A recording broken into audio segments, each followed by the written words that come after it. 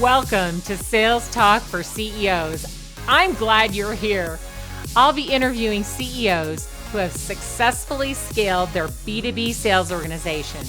In each episode, I'll start by uncovering the sales background of each CEO, dig into the strategies they use to build their sales organization, and wrap it up with what the future holds. We'll cover the good, the bad, and the ugly of scaling a sales organization. I'm your host, Alice Hyman. Hi, Orrin. Welcome to Sales Talk for CEOs. I'm so glad that you could be here with me today. Wow, this is a pleasure and a privilege to be here with you, Alice. Good to see you again. Thank you. Yeah, Orrin, we've known each other quite a while now, and I'm so excited that you're here to talk about how you built the sales organization at Modus, because I've had the pleasure of watching it grow almost from the beginning to where it is now today. It's been a very exciting ride. Could you just start by telling us a little bit about Modus and exactly what they offer out to the marketplace and who your ideal customer is? Sure. Yeah, Modus is in the sales enablement space, and what we do is we help salespeople be more successful, applying technology and working closer with marketing. And we're using different technologies, like I always have in all my companies, to help salespeople and people be more successful. Yeah. We started in 2013, and we grew out of another organization that was actually creating media for large medical device companies, and that's one of our ICPs. The other is manufacturing, but I can get to that later. So anyway, they were creating media for these companies here in Minneapolis, St. Paul that developed heart stents and things in medical devices, and you have 360 degrees and all the rich animation, things like that. And then Steve Jobs is up on a stage waving this thing in the audience called an iPad, and and so lo and behold, several of our customers at that time said, "We're buying iPads for our salespeople. It looks really cool. You don't have to boot it up. You can take it on sales calls and all that kind of thing. They're great." And so Modus was born at that time out of necessity. They wanted a way to manage, deploy, and distribute this rich media to hundreds of salespeople around the world, and that was our model. And so we built along those lines and grew it. And myself and our co-founder, Scott Olson, started the company in 2013, spun it out. I was the head salesperson. Scott was a programmer. We hired a couple of more programmers. We grew it slowly. We got business by referrals. But my background has always been in sales and growing and business development. And so that's how we got it going. So here you are today with Modus, and I remember originally it was called App Data Room, and great name, wasn't it? Yeah. It totally sucked. It was. We overcame it. The product was too good to ignore. The product was too good. I totally agree. But, this is what happens a lot of times when we iterate, right? So we start off as something, and then it became Modus Engagement. And now today it's just Modus, and we go Modus, is our hashtag, go Modus. Yep. And I think gomodus.com is the website. So in the sales enablement world, you guys are really shining a light on simplicity. And that is what I really love about Modus. There are other tools, obviously, that compete in your space and do some of the things that your company does, but you are really focused on simplicity. And right now, as you said, your marketplace is, heavy manufacturing and also some med device and a little bit of other. And you're really out there making it easier for salespeople to do their job and making it easier for marketing to communicate with sales all of the goods that they need. Like one of the things I remember most frustrating with a lot of my clients is price sheets, having, outdated price sheets flying all over the place. And is it in Dropbox or is it in SharePoint? Does anybody have that? Is it on your desktop? Where is that? Marketing, hello, I need a price sheet right now. Okay, so that's one of the most simplest things. But now with the way Modus works, there's no chance of anybody having the wrong price sheet because it's just baked in. It's in there. You open this beautiful app. It's simple. It's easy. All the most updated materials are right there at the salesperson's fingertips. I don't know what more a salesperson could ask for. And it makes marketing's job so easy. So I truly love what you guys are doing out there in the market space. So, Orrin, I know that you sold for most of your life prior to going into business and co-founding with Scott, but let's rewind back to your early days, and you were selling for Xerox. And then after that, what are some of the events that led up to actually starting this current company? I know it was sort of a spinoff, but tell me, what were you doing right before? So you left Xerox, and then what? And what were you doing right before you and Scott launched this? Okay, I'll try to give you the short version. From the time I graduated from college, nobody was hiring back in the late 70s. Okay, I remember that. And so I went full-time as a ski instructor at Vail. And that was my first full-time job out of college. Okay, so, but they taught how to communicate to people, and I learned about developing relationships. And they had Larry Wilson's courses in there for the instructors and the whole company. I mean, Vail is very progressive, and they still are the leader. And I learned a lot there about professionalism and process and organization. And ultimately, I had a recruiter from Xerox in my class. And back in the day, it's Laura Chairlifts, I had a nice conversation with him. And so when he got back to Rochester, New York, and I got on the phone with him, and he, where do you want to work? And I said, well, I want to work in, Denver, Boston, San Francisco. Nobody's hiring. Well, where are they hiring? A place called Minneapolis, St. Paul. Never been here. But I wound up here, got the job, cold calling office parks. I loved it. I'm naturally competitive, driven, goal-oriented, all you want to call it. Went through probably the best sales training you could have at that time, and got a real respect for, again, process and discipline, and I loved it. It was a perfect environment for me. And so, as I tell my friends, I was there 1 year, 8 times. Yeah, it was that kind of environment. But take that and fast forward through, I did a stint in product marketing in Nortel Networks because I needed staff. I needed marketing staff. I understand business. Okay, I understand how things happen, and that was my gap. You just don't get into sales and go straight. You gotta wander a little bit inside some of these big companies, and I was got in the training business and was a training consultant working in the R box after the divestiture of AT&T.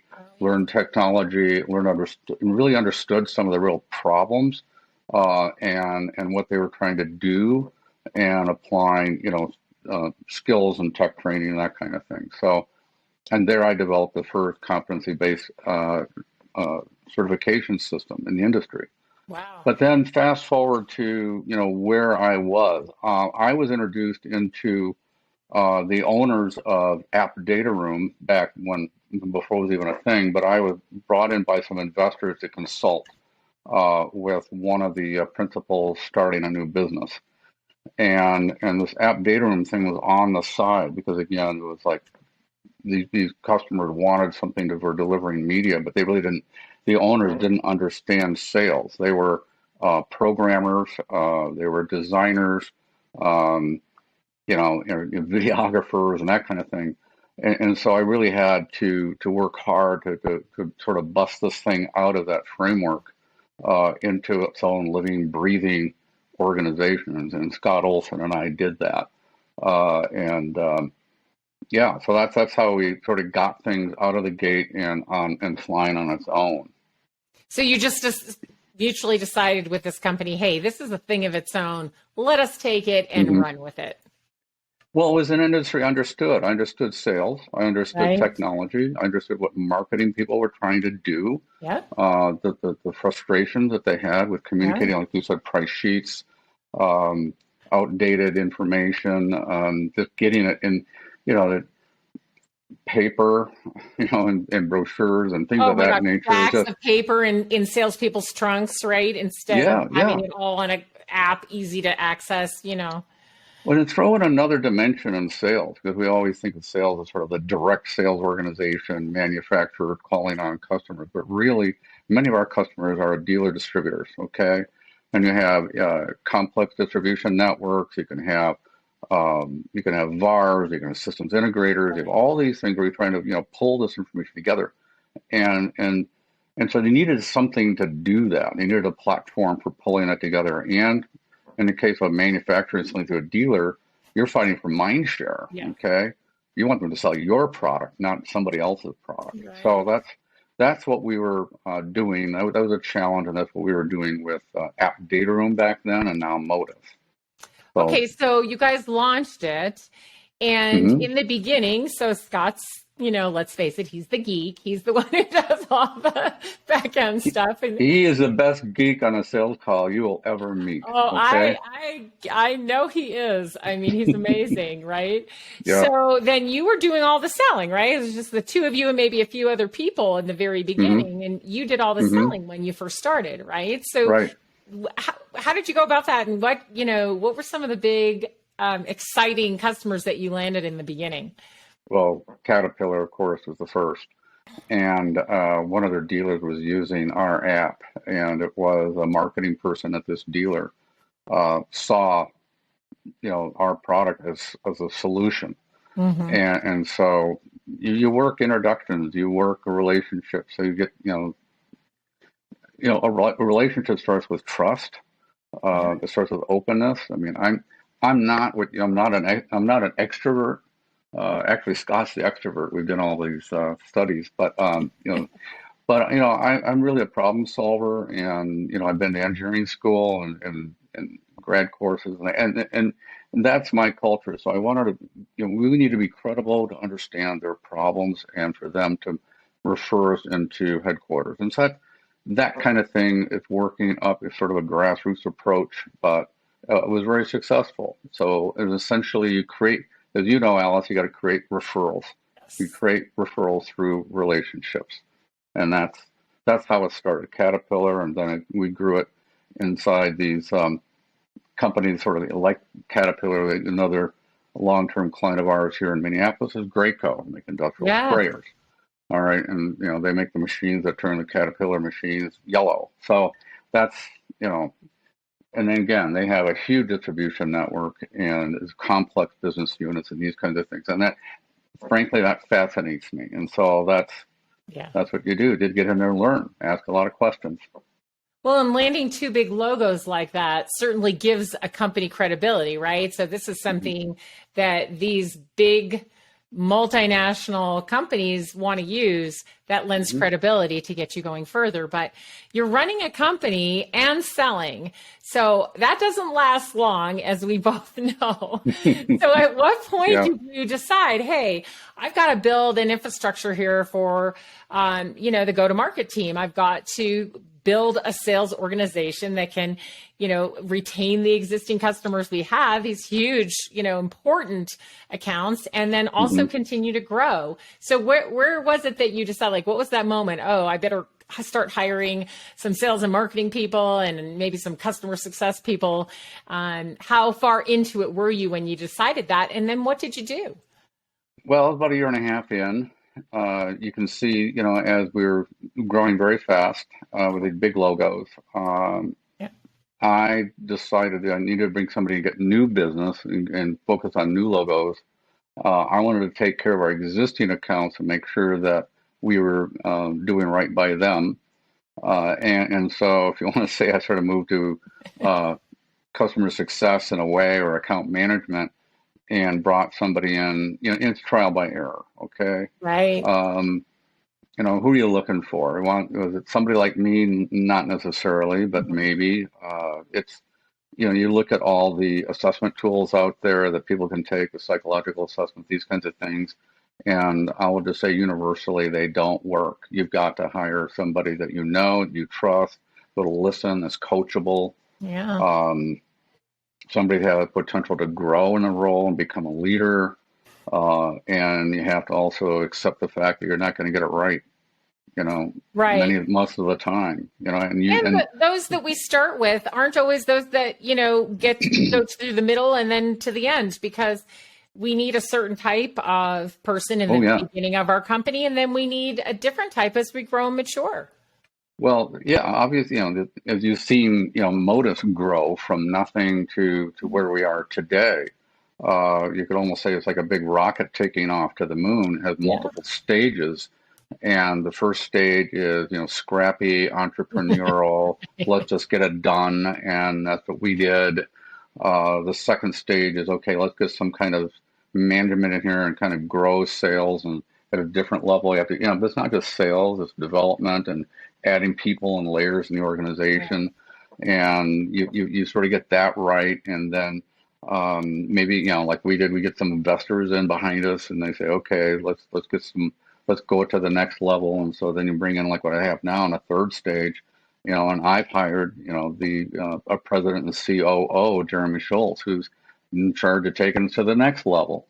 Okay. Right. And so you just have to understand what stage you're in. Now, my background is big companies.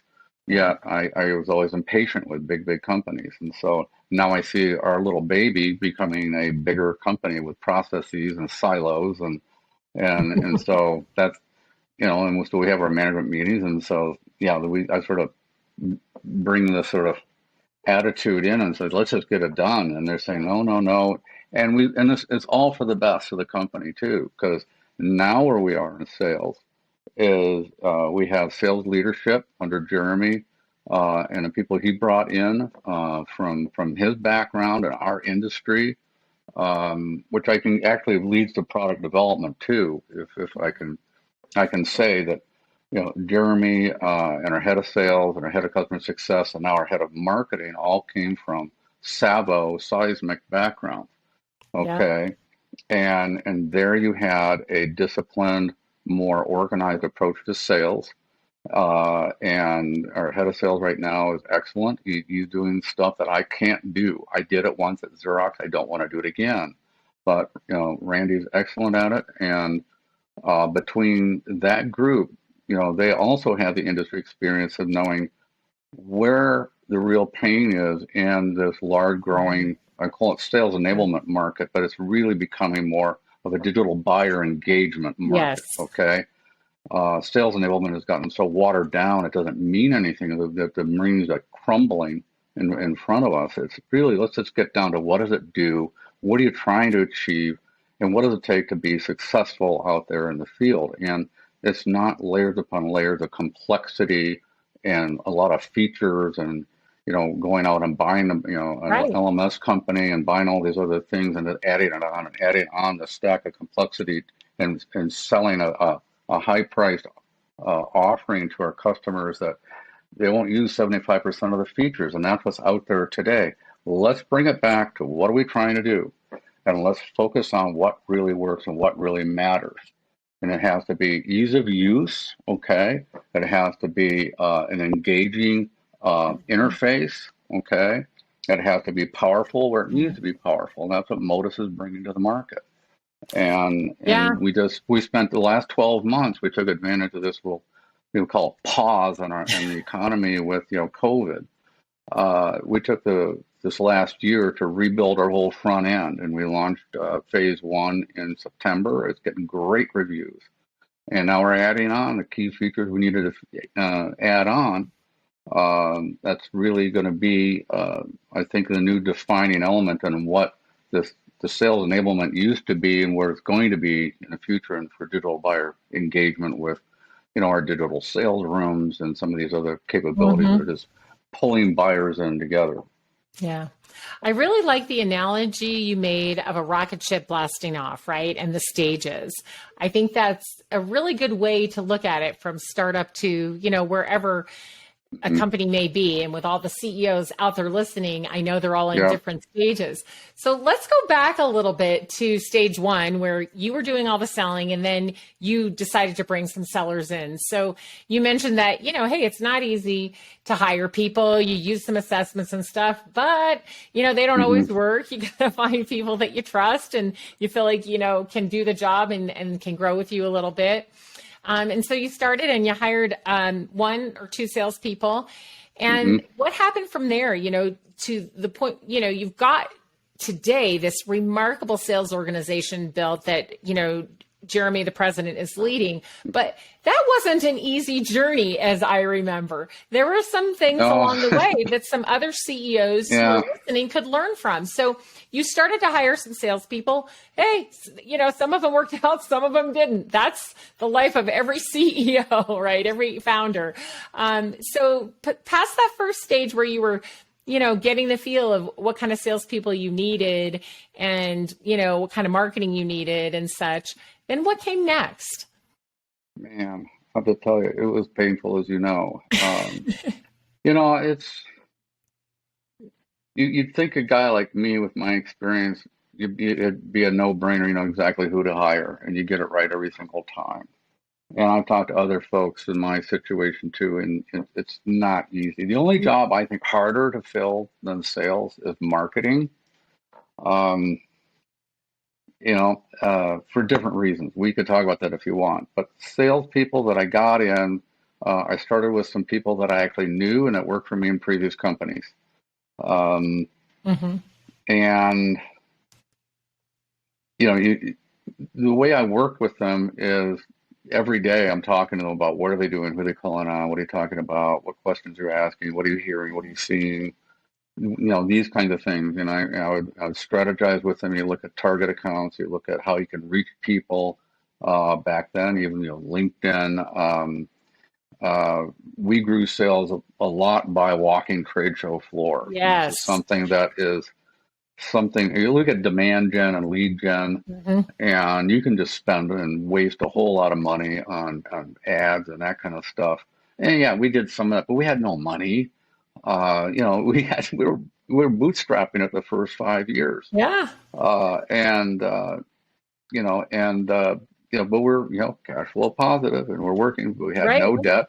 Those trade shows were so good for Modus. I mean, you really met some of your best customers at trade shows. Absolutely. I mean, it's the exhibitors, okay, and not people in a hall, but you go to the construction trade shows. Right. I've been going to a medical device trade show and the National Spine Society, these kinds of things, and you just talk to the people that are in marketing at these booths and just talk to them about the problems they're having and talk about some possible solutions and things that we've done for other folks. And so when you've got Caterpillar as a client and you go to a construction industry trade show, that'll buy you a good 30 seconds. And I don't call it an elevator pitch, but I would call it a positioning statement that you have with people. And hopefully you've got one of your new salespeople in tow with you so they can hear this stuff. Right. And they can pick up a few of these things.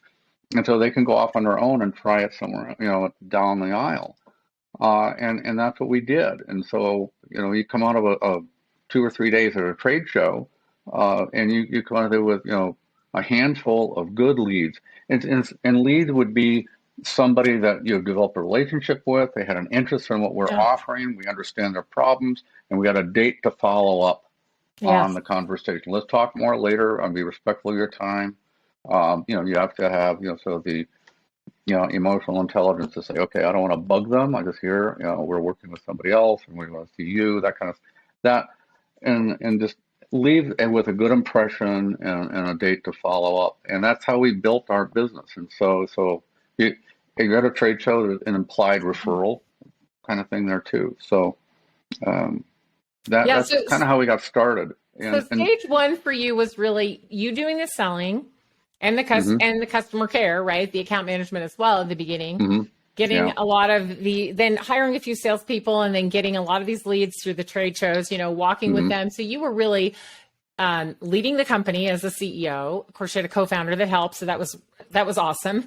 But you were leading the company, leading sales and doing some of the selling yourself. That's a lot. And being pretty successful. You grew at the beginning really well, and you did bring in those big logos. And so that was stage one, with you doing most of the work yourself, and leading the sales people who you did bring on. And then at some point, stage two comes along and you're like, hey, I can't run the company and be the strategist that the investors need me to be and manage salespeople day to day. And you decide in stage two, okay, I need to hire a sales leader. I need to get somebody in there to lead sales so that I can focus on some other things, not be completely removed from sales. Because, you know, you and I both believe that the CEO always has a role in sales. That never goes away. The role changes, but it never leaves. Yeah. So you get to stage 2, and I know a lot of CEOs out there right now are listening, thinking, "Yeah, I'm there. I need to do this next step. How do I do it?" So Well, let's talk a little bit about how you did that. yeah, I screwed it up. So that's what I did. No, seriously. Okay, a person that was working for me in sales. Okay, stage 1. We hired some BDRs, okay, or maybe I call them more accurately SDRs at the time. Yeah, sales development reps. Yeah. Got a couple of them, and we tried some different things with them, some different technologies, and what can we do? And that wasn't really working out, because when you're cold calling a decision maker in this kind of sale, you want somebody there who can actually engage and develop a bit of a relationship with somebody, okay? Not just somebody who's trying to get an appointment, okay? Right. We learned that in our business. So this is a complex sale, multiple decision makers and a buying committee, long sales cycle. Long sales cycle. And it's a high initial contract value. So all these kinds of things sort of come into play, where we backed off of that, and wound up with a couple of salespeople, and the oldest salesperson there, who actually had never been formally trained in sales except what he learned from me, had some inside sales experience in a previous job, never had any sales management training, wound up being a sales manager. So yeah, I was looking for a sales manager, and I did absolutely the wrong thing, and that was a mistake I had to live with for a couple of years, and we went through fits and spurts and starts. It was not whether it would be the pipeline, these kinds of things, the deals that were done, and all these kinds of things. You had to go back and fix things.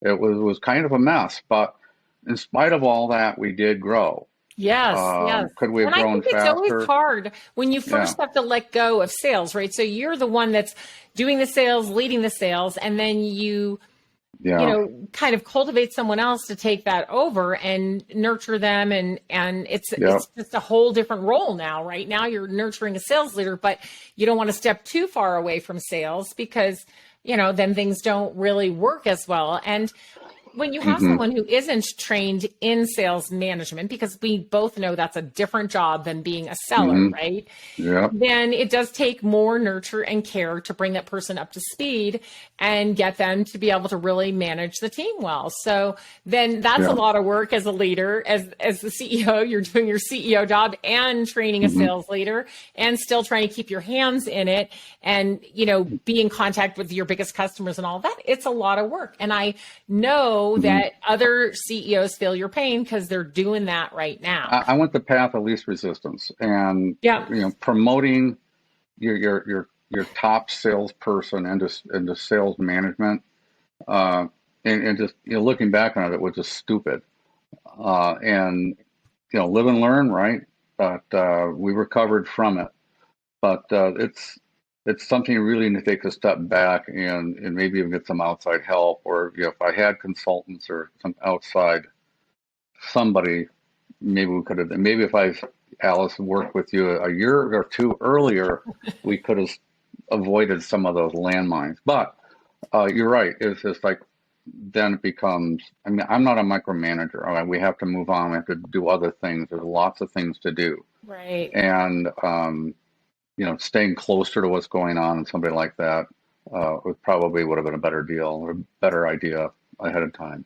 I didn't do that. It's not uncommon, right? So a lot of companies look within to bring a sales leader up, right? And sometimes that works and sometimes it doesn't. So I think it's, something that we can all think about is, if we look at the salespeople we have now today and we are looking for a sales leader, of course we can look outside to bring one in, but maybe we could start grooming a few of the salespeople if we've got good salespeople and see which one is going to rise up to be a leader and, give them some training before they get in, but we don't always have that luxury. So this is what we do. And, but you, like you said, things grew and went pretty well.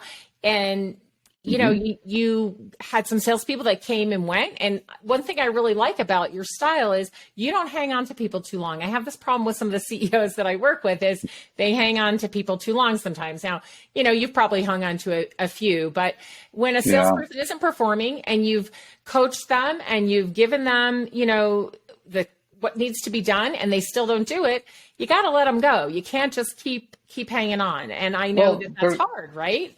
They're good people, okay? Right. There were no bad people, humans. That's right. but they'd be more successful somewhere else, and it's just I love them, and it's just hard to say to let people go, and I've done a lot of it. You have to do that kind of thing, right? It pains me, but on the other hand, you give them references, you talk about their strengths and some positivity, and everybody's landed on their feet.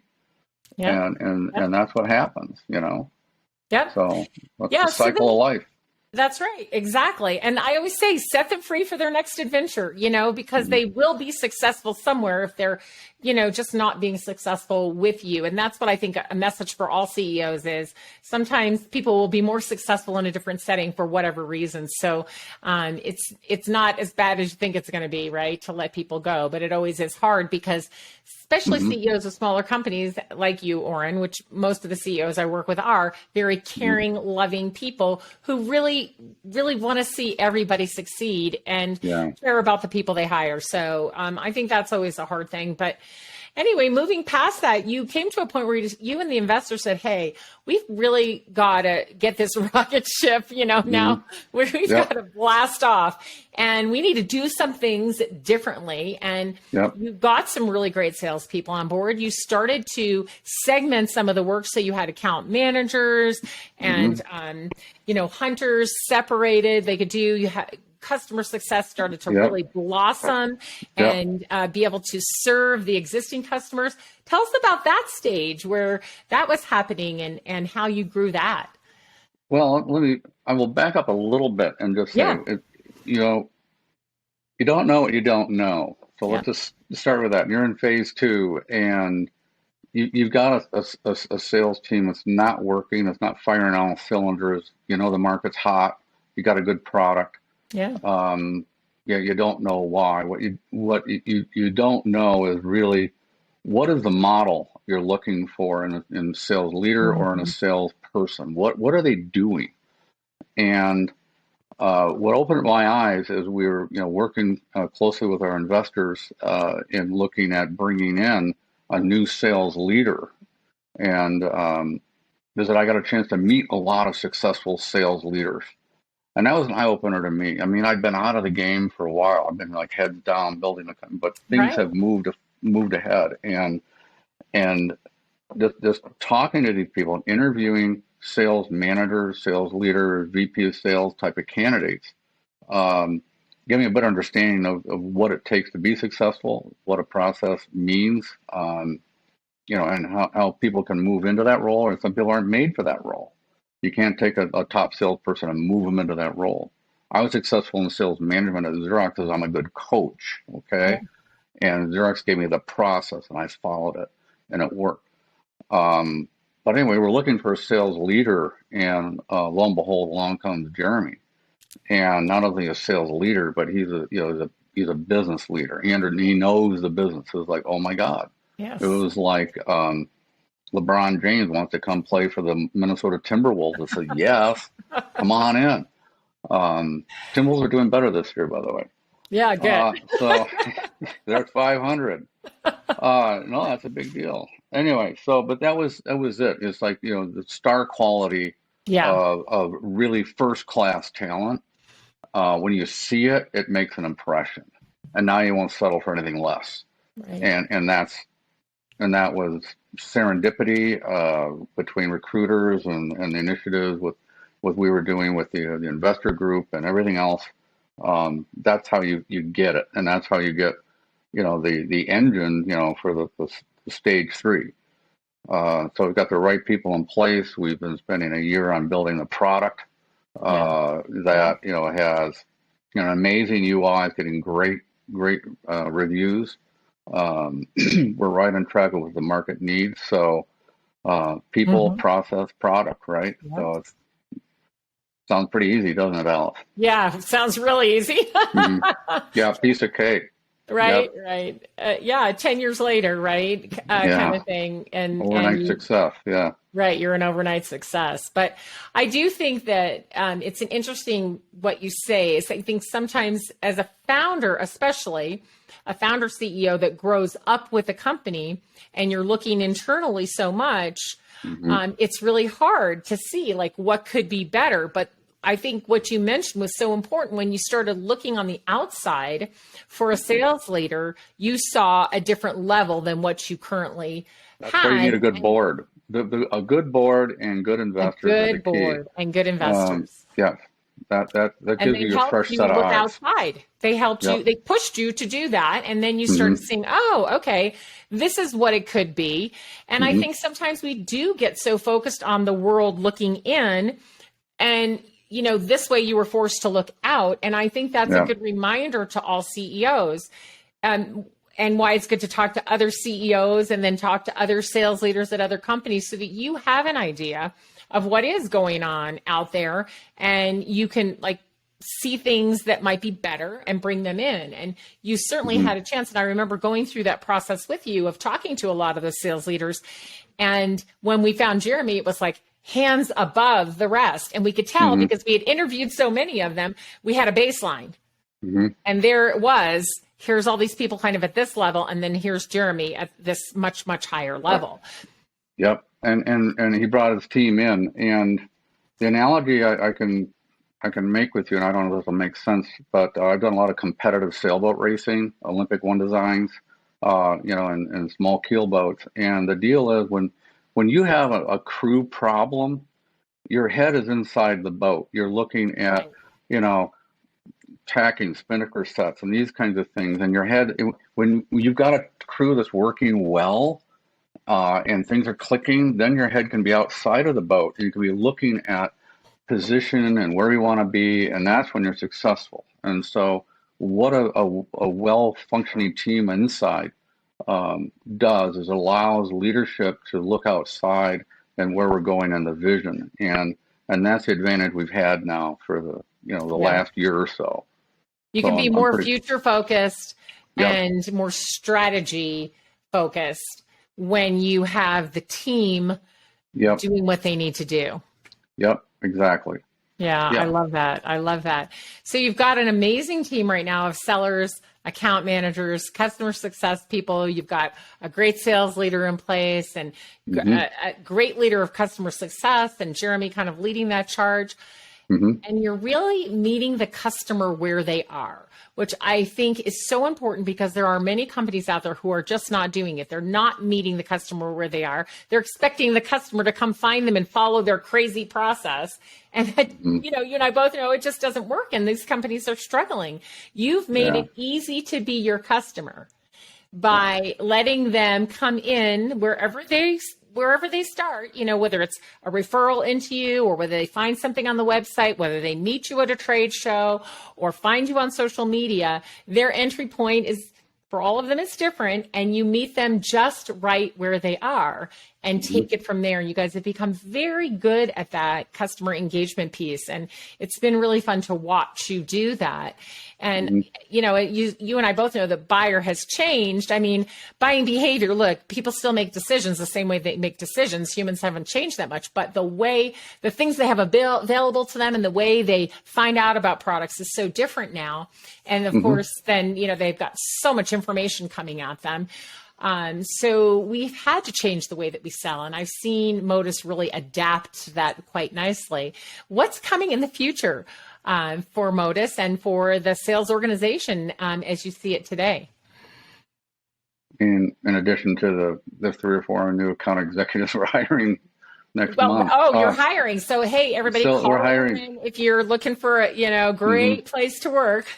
Oh yeah, no, it's sales and marketing are growing, and I think we're going to be making lots of noise. Okay, so if you've been to our website, we're not your typical stodgy B2B I love the new software website. company. It is so, I mean, it just represents your brand so well. It's who you've always been, but now it shows on your website, this fun brand that you are. You seen the video? You like the guy with the snorkel and the backpack? I do. And all the complexity. It's wonderful. It is. It truly, truly shows off the brand personality well.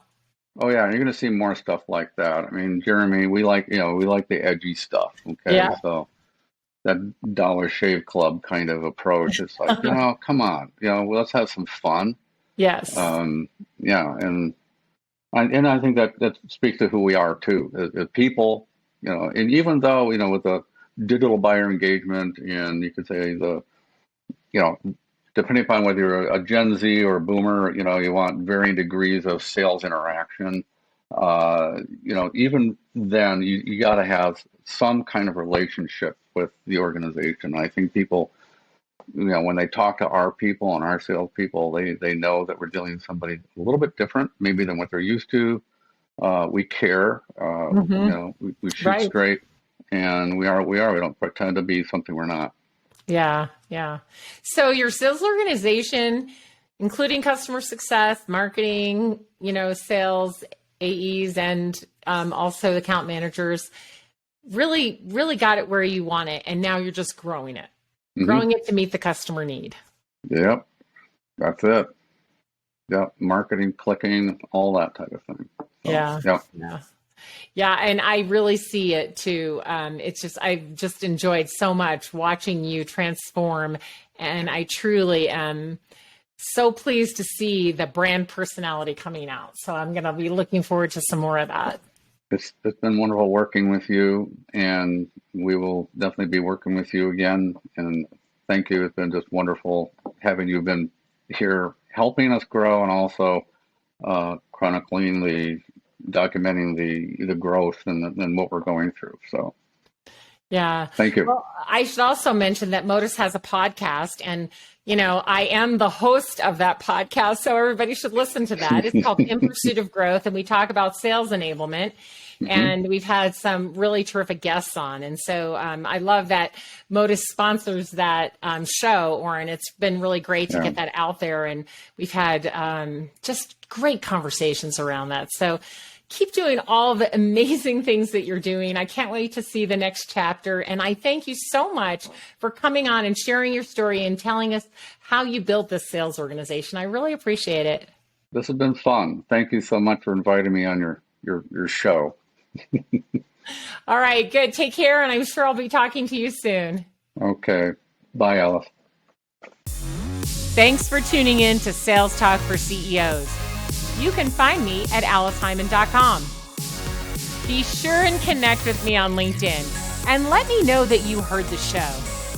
If you found value in today's episode, please subscribe, write a review, and share the show with another CEO.